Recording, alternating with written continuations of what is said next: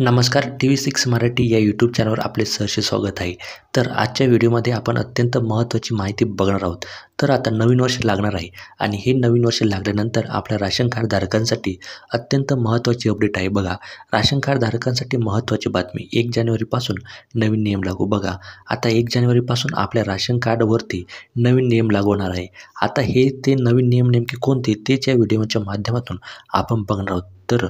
तरी या नियमांचे पालन नाही केले तर आपले जे रेशन कार्ड आहे हे बंद पडू शकते. त्यामुळे काय करायचं की हा व्हिडिओ जो आहे हा काळजीपूर्वक बघायचा आहे आणि हा व्हिडिओ काय करायचे की तुमचे सर्व जे मित्रमैत्रीण आहे यापर्यंत पोहोचायचं आहे, जेणेकरून त्यांनासुद्धा ही माहिती मिळेल. आणि आपल्या चॅनलवर नवीन असाल तर सबस्क्राईब करा आणि आपल्या व्हिडिओला एक लाईक करायला विसरू नका. तर चला आता लगेच व्हिडिओला सुरुवात करूया. तर बघा, संपूर्ण डिटेल्समध्ये माहिती बघण्यासाठी आपण इथे स्क्रीनवर आलेलो आहे. बघू शकता. बघा, राशन कार्ड धारकांसाठी मोठी बातमी 1 जानेवारीपासून नवीन नियम लागू. तर बघा, इथे राशन कार्ड धारकांसाठी एक अत्यंत महत्त्वाची आणि मोठी बातमी आहे. काय होणार आहे की 1 जानेवारीपासून आपल्या राशन कार्डवरती नवीन नियम लागू होणार आहे. आता ते नवीन नियम नेमके कोणते तेच आपण आता बघणार आहोत. बघा, काय की प्रत्येक नागरिकांच्या जीवनात रेशन कार्ड हे अत्यंत महत्त्वाचे दस्तऐवज आहे. बघा, आपले जे नागरिक आहे आपण नागरिकांसाठी हे जे रेशन कार्ड आहे हे अत्यंत महत्त्वाचे आहे. विशेषतः पिवळे आणि केशरी रेशन कार्ड धारकांसाठी हे कार्ड त्यांच्या दैनंदिन जीवनात महत्त्वपूर्ण भूमिका बजावते. तर बघा, जे आपले विशेषतः पिवळे आणि जे केशरी रंगाचे जे कार्ड आहे हे कुटुंबासाठी जे कार्ड आहे हे दैनंदिन जीवनासाठी महत्त्वपूर्ण आहे. परंतु 1 जानेवारी 2025 पासून रेशन कार्ड धारकांसाठी 2 नवीन महत्त्वपूर्ण नियम लागू होत आहेत. तर बघा, काय होणार आहे की जसं आता 1 जानेवारी 2025 लागन त्यानंतर जे राशन कार्ड धारकांसाठी हे 2 नियम आहे हे महत्त्वाचे आहे. या नियमांचे पालन न केल्यास रेशन कार्ड धारकांना गंभीर परिणामांना सामोरे जाऊ लागू शकते. तर बघा, जर आपण या नियमांचे पालन नाही केले तर आपल्याला गंभीर परिणामांना सामोरे जावं लागू शकते. या लेखात आपण या नवीन नियमांबद्दल सविस्तर माहिती जाणून घेणार आहोत. तर बघा, आता नेमके कोणते नवीन नियम आहे तेच आपण या व्हिडिओच्या माध्यमातून बघणार आहोत. बघा, पहिला नियम म्हणजे मृत व्यक्तींची नावे कमी करणे. तर बघा, सगळ्यात पहिले आपल्याला काय करायचं की जी व्यक्ती मृत्यू पावलेली आहे त्याचं नाव आपल्या रेशन कार्डमधून काढून टाकायचं आहे. बघा, आता पहिला नियम मृत व्यक्तींच्या नावांशी संबंधित आहे. ज्या कुटुंबातील एखादी व्यक्ती मृत झाली असेल त्या कुटुंबाने त्या व्यक्तीचे नाव रेशन कार्डमधून कमी करणे अनिवार्य आहे. तर बघा, जो आपला पहिला नियम आहे हा पहिला नियम म्हणजे जर तुमच्या घरामध्ये कोणाचा जर मृत्यू झाला असेल तर त्या मृत व्यक्तीचे नाव आपल्या रेशन कार्डमधून कमी करणे हा एक पहिला नियम आहे आणि ते अनिवार्य आहे. हे काम न केल्यास रेशन कार्ड रद्द होण्याची शक्यता आहे. तर बघा, जर तुम्ही हे काम नाही केलं, तुम्ही जर त्या व्यक्तीच्या नावाने रेशन घेत असाल तर तुमचं जे रेशन कार्ड आहे हे रद्द होऊ शकतं याची शक्यता आहे. या प्रक्रियेसाठी खालील पायऱ्या महत्त्वाच्या आहेत. तर बघा, या प्रक्रियेसाठी खालील ज्या पायऱ्या आहे या महत्त्वाच्या. पहिली म्हणजे स्थानिक रेशन दुकानदाराकडे जाणे आवश्यक आहे. त्यानंतर मृत व्यक्तीचा आधार कार्ड सादर करायचं आहे. 3 नंबर, रेशन कार्डमधून संबंधित व्यक्तीचे नाव कमी करण्याची त्यांना विनंती करायची आहे. ज्या कुटुंबात कोणीही मृत्यू झालेले नाही त्यांना या नियमाबद्दल काळजी करण्याचे कारण आहे. तर बघा, ज्या कुटुंबामध्ये कोणीही मृत्यू झालेले नाही त्यांना या नियमाबद्दल कोणतीही काळजी करण्याचं कारण नाही. परंतु ज्या कुटुंबात मृत्यू झाला आहे त्यांनी तात्काळ कारवाई करणे आवश्यक आहे. जो दुसरा नियम आहे आपला, हा दुसरा नियम म्हणजे KYC अद्यतनित करणे. तर बघा, जो आपला दुसरा नियम आहे KYCच्या माध्यमात आहे. बघा, जो आपला दुसरा नियम आहे हे सर्व रेशन कार्ड धारकांसाठी अत्यंत महत्त्वाचं आहे. रेशन कार्डवर नाव असलेल्या प्रत्येक व्यक्तीने KYC प्रक्रिया पूर्ण करणे बंधनकारक आहे. तर बघा, तुमच्या रेशन कार्डवरील जिथल्या पण व्यक्तीचे नाव असेल या सर्व व्यक्तींची KYC प्रक्रिया ही पूर्ण करणे आता बंधनकारक करण्यात आलेले आहे 1 जानेवारीपासून.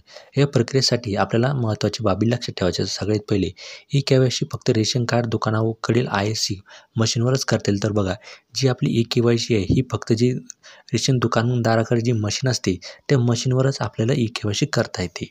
त्यानंतर बाहेरील कोणत्याही केंद्रात ही प्रक्रिया करता येत नाही. तर बघा, आता तुम्ही माणसाल जर तिथे गर्दी होत असेल तर आपण बाहेर जाऊन करू, CSC सेंटरवर करू, पण बाहेर कोणत्याही केंद्रात ही जी प्रक्रिया आहे ही पूर्ण होत नाही.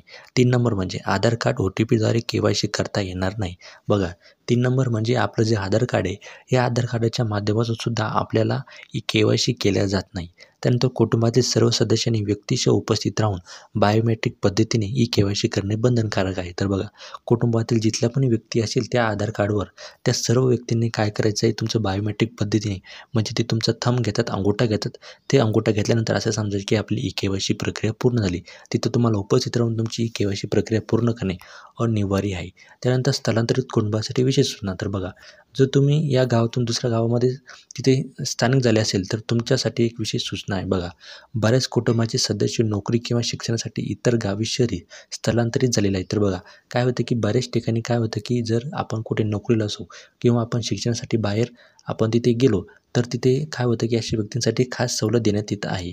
बघा, ते सध्या ज्या गावात शहरात राहत आहेत तिथे रेशन दुकानदाराकडे जाऊन ई-के-वाय-सी करू शकतात. ज्यांनी आपला आधार कार्ड आणि रेशन कार्डची माहिती सोबत ठेवणे आवश्यक आहे. त्यानंतर भारतातील कोणत्याही ठिकाणी ही सुविधा उपलब्ध आहे. त्यानंतर महत्त्वाची डेडलाईन आणि परिणाम. बघा, आता याची नेमकी आपल्याला किती तारखेपर्यंत हे करणं आहे. आपल्याला माहिती आहे की बुवा 1 जानेवारीपासून हे चालू होणार आहे. पण आपल्याला किती तारखेपर्यंत याची मुदत आहे ते बघा. या नवीन नियमांचे पालन करण्यासाठी 31 डिसेंबर 2024 ही अंतिम तारीख आहे. या तारखेनंतर बघा 31 डिसेंबर ही शेवटची तारीख आहे. 31 डिसेंबरच्या आत आपल्याला ई-के-वाय-सी करणे बंधनकारक आहे. ज्या व्यक्तींची ई-के-वाय-सी झालेली नसेल त्यांची नावे रेशन कार्डमधून आपोआप वगळली जाईल. अशा व्यक्तींना 2025 पासून रेशन धान्य मिळणार नाही. तर बघा, जर तुम्ही के-वाय-सी केली नाही तर तुमचं रेशन कार्ड हे आपोआप तुमचे नाव तिथून वगळले जाईल. तुमचे नाव तिथून काढून टाकलं जाईल. अशा व्यक्तींना 2025 पासून तुम्हाला कोणतंही राशन धान्य मिळणार नाही. सरकारी अनुदान आणि इतर लाभांपासून तुम्ही वंचित राहू शकता. अन्न व नागरी पुरवठा ग्राहक संरक्षण विभागाने जारी केलेले हे नियम रेशन व्यवस्थेत पारदर्शकता आणण्यासाठी महत्त्वपूर्ण पाऊल आहे. सर्व रेशनधारकांसाठी या नियमांचे गांभीर्याने पालन करावे आणि आपले हक्क हे सुधारित ठेवावे. विशेषतः मृत व्यक्तींची नावे वेगळी कमी करा. त्यानंतर सर्व कुटुंब सदस्यांची ई-के-वाय-सी प्रक्रिया पूर्ण करून घ्यायची आहे. 3 नंबर म्हणजे 31 डिसेंबरची डेडलाईन लक्षात ठेवा. बघा, तुम्हाला 31 डिसेंबर म्हणजे उद्यापर्यंत याची तारीख आहे. उद्याच्या तारखेच्या आत तुम्हाला ई-के-वाय-सी करणे बंधनकारक आहे. ही शेवटची तारीख आहे. त्यानंतर 4 नंबर स्थलांतरित सदस्यांसाठी योग्य ती व्यवस्था करा. या नवीन नियमांमुळे रेशन वितरण व्यवस्था अधिक कार्यक्षम आणि पारदर्शक होईल. तर बघा, या नियमांमुळे काय होणार आहे की जी रेशन वितरण व्यवस्था आहे ही अधिक कार्यक्षम आणि पारदर्शक होणार आहे. तसेच खरोखर गरजू लाभार्थ्यांपर्यंत लाभ पोहोचण्यास मदत होणार आहे. तर बघा, यामुळे काय होणार आहे की खरोखर ज्या कुटुंबाला खरोखर या राशनची गरज आहे त्या कुटुंबांपर्यंत काय होणार आहे की याची मदत जी आहे ती पोहोचण्यास शक्य होणार आहे. सर्व नागरिकांनी या नियमांचे पालन करून आपले रेशन कार्ड सुरक्षित ठेवावे. तर बघा, सर्व नागरिकांनी काय करायचं की आपली जी के-वाय-सी आहे ही के-वाय-सी करून आणि तुम्हाला जे नियम सांगितले या नियमांचे पालन करून आपले जे रेशन कार्ड आहे हे सुरक्षित ठेवणे अत्यंत महत्त्वाचे आहे आणि सरकारी योजनांचा लाभ घ्या. बघा, तुम्हाला जर तुम्ही असं केलं नाही तर तुम्हाला सरकारी योजनांचा जो लाभ आहे तो मिळणार नाही. तर बघा, अशी ही माहिती होती. तुम्हाला ई-के-वाय-सी करणे हे बंधनकारक आहे. तुमच्या राशन कार्डवर जिथल्या पण व्यक्तींचे नाव असेल तिथल्या सर्वांचं तुम्हाला तिथे जाऊन तुम्हाला बायोमेट्रिक करून तुमचं ई-के-वाय-सी प्रक्रिया पूर्ण करायची आहे. त्यानंतर जर तुमच्या घरामध्ये कोणी मृत व्यक्ती असेल तर त्याचं नाव लवकरात लवकर काढून टाकायचं आहे. जेणेकरून तुमचं जे रेशन कार्ड आहे या रेशन कार्डमुळे काहीही होणार नाही.